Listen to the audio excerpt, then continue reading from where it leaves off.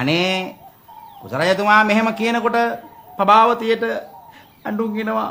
ඇය දැස්සේ කඳුළු පුරවගෙන ඒවා පිසදමමින් මෙන්න මෙහෙම පිළිතුරු දෙනවා.